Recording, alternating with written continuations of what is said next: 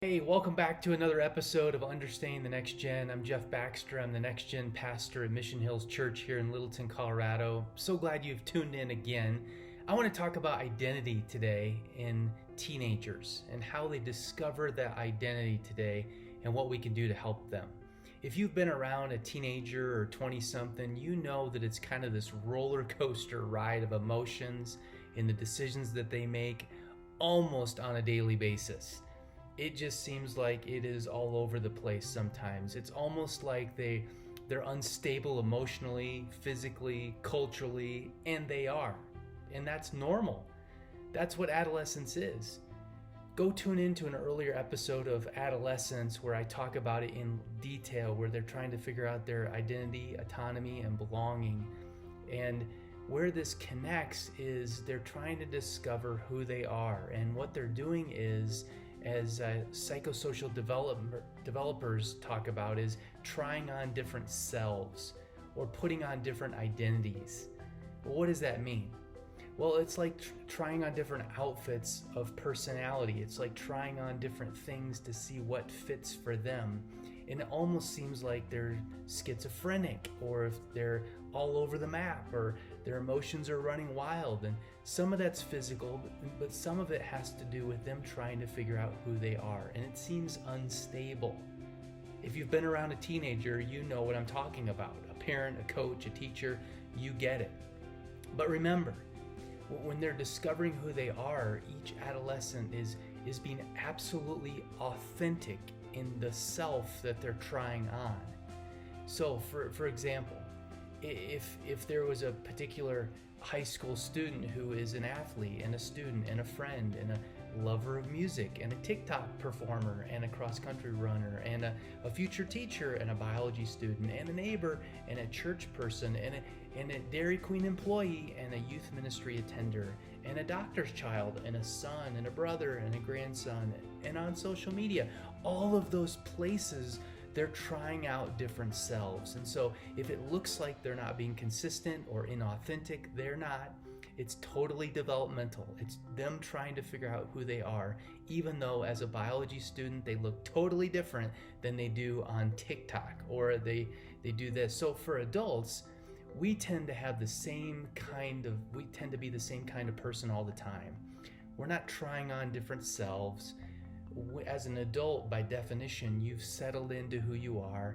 You tend to be the same person no matter who you're with.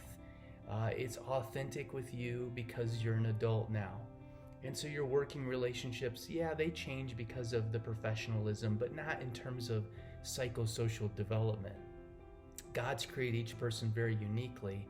And adolescents, because of culture, because of outside forces, because of pressures, are trying to figure out who they are, and that's completely natural.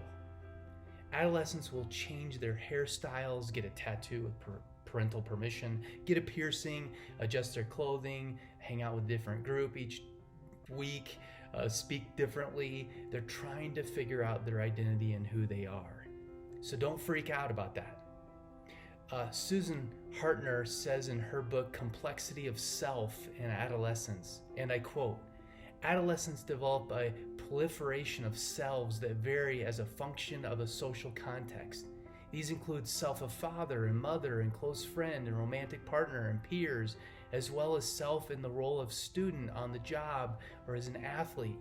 A critical developmental task of adolescence, therefore, is the construction of multiple selves in different roles and relationships." Again, that's Susan Hartner, Complexity of Self in Adolescence. I'll post that in the notes below if you're interested. So as they're going through this selves and figuring out their identity, here's an action step for us. It might seem like an odd action step, but stay with me on this. Tell the adolescents in your care, whether you're a coach, a teacher, a parent, "I love you," without strings attached. Oftentimes adults say that they care for kids and they provide encouragement and say they love them based on performance, based on competition, based on what they do, not who they are. They've got the grade right. They got an A on the test. They scored 10 points in the basketball game, whatever it is. And then you praise them and you say, "Man, you're awesome." rather than doing that all the time, why not say, I love you, I care about you, no matter how you perform, no matter what you do. See, the next generation desperately needs adults who love them for who they are, not just what they do, even in the middle of the awkwardness of them trying on different selves, trying to figure out who they are. So let's love them as humans in need of support on this unique journey of adolescence. Don't have an agenda for them.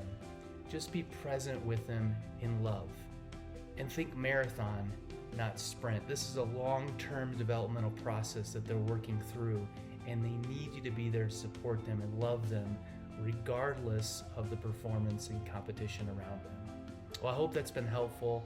We'll see you next time.